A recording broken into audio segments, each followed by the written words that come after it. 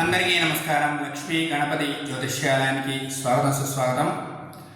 చాలామంది చాలా రకాలుగా అడుగుతున్నారు, ఏవండి గురువుగారు శని మహాదశ ఉంటే ఏమేమి జరుగుతాయి, ఎలా ఉంటాయి అనేసని.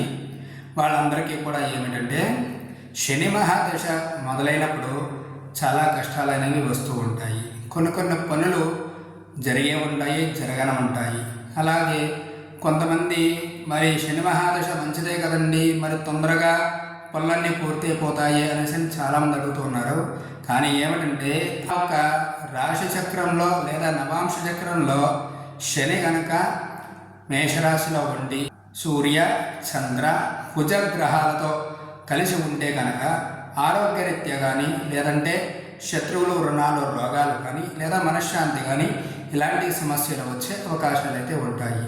కాబట్టి శని మహాదశ అంతా కూడా దుర్భరమైన కష్టాన్ని పెడతాయని ఎవరు అనుకోవద్దు. మంచి చేసే గ్రహం శని గ్రహం. మనకి ఆయుష్, ఆరోగ్యం ఇవన్నీ బాగుండాలంటే శని ఉండాలి. అలాగే మనకి ఆయుష్యకాలం 120 సంవత్సరాలు. ఆ ఒక్క శనిగ్రహం బాగుంటేనే మనం 120 సంవత్సరాలు బ్రతకగలం. శనిగ్రహానికి కొంతమంది ఏమేమి చేయాలండి ఏమిటని అడుగుతుంటారు. కాబట్టి ఆ శనిగ్రహానికి చిన్న చిట్కా మీకు చెప్తాను, జాగ్రత్తగా వినండి.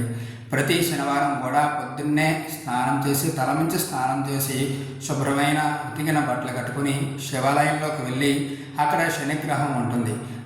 ఆ శనిగ్రహానికి తైలాభిషేకం చేసుకుని, నువ్వుల దానం ఇచ్చుకొని, నలుపు వస్త్రం, మేకు, బెల్లం ఇవన్నీ కూడా అక్కడ ఉన్నటువంటి బ్రాహ్మణులకి దానమైతే ఇవ్వండి. అలాగా 19 వారాలు చేయండి. శని మహాదశ అయినా పర్వాలేదు, లేదా మామూలు చేద్దామన్నా సరే పర్వాలేదు. అయినా మంచి గ్రహమే తప్ప నీచగ్రహం అయితే కాదు. కానీ గ్రహాల్లో నీచగ్రహమే, కానీ భావాల్లో మంచి భావం గల ఒక గ్రహం అన్నమాట. లైక్ చేయండి, షేర్ చేయండి, సబ్స్క్రైబ్ అయితే చేసుకోండి. ఇలాంటి వీడియోలు మీకు ఎన్నో చేసి చెప్తూ ఉంటాను. నమస్కారం.